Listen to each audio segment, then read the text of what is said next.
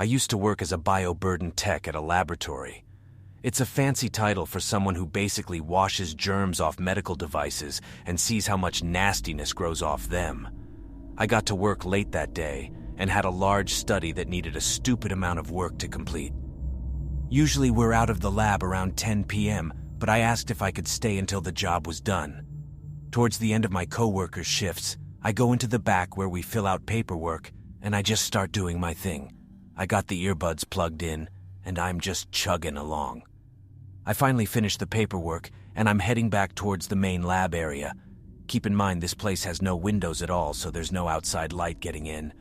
I swear I hear footsteps as I'm approaching the doorway to the main lab area, so I say out loud, "Staying late too, huh?"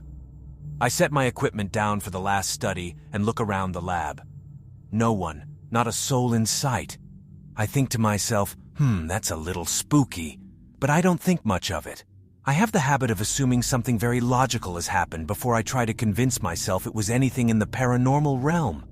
Now, when you're working in a hub, your arms, hands are pretty much stuck with your back to the rest of the room. Every time I looked at my work and had my back to the room, I could hear footsteps, loud footsteps.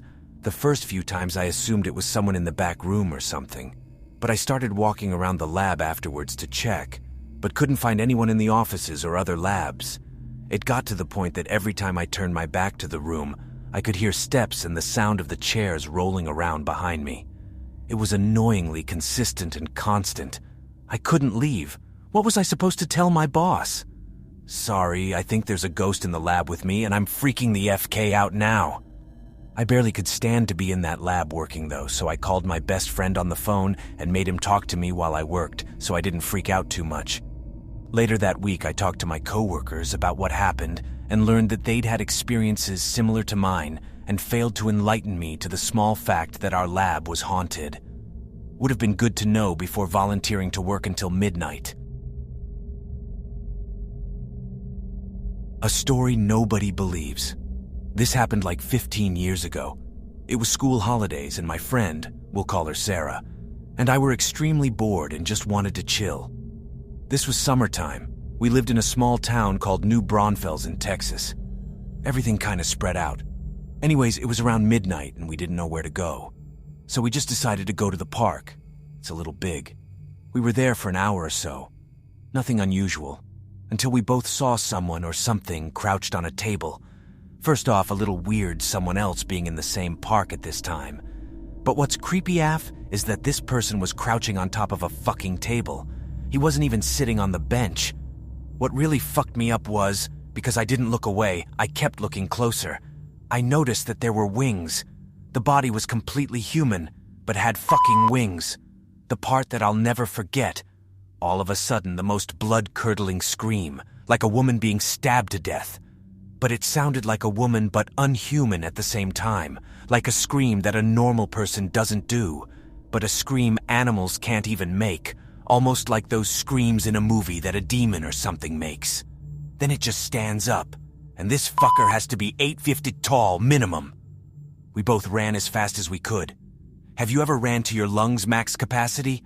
I ran until I had no air left in my lungs, and then kept running until I had to slow down because I was coughing too much. We knocked on PPL's doors and kept getting threatened that they have guns and will shoot if we don't leave. We were literally locked outside with this thing. I kept looking into the sky, because this reminded me of Jeepers Creepers, the movie. After maybe 20 min, the police show up and of course think we're on drugs, but wanted to let us go. I walked the rest because I lived a few blocks away. The police drove my friend home. There was a white cop and a Mexican cop. When the Mexican cop heard the story, he pretended like it's just made up, but the look on his face said he knows something about this thing that nobody knows. I have PTSD now and hate going outside alone at night, especially near parks or the woods. Weird PPL don't really scare cops. Animals don't really scare cops, but you know it was something much worse if a cop lies and can't keep a straight face because of fear. Like I said, it's a story that happened and I remember clear as day, but a story nobody believes. Tried making it as short as possible.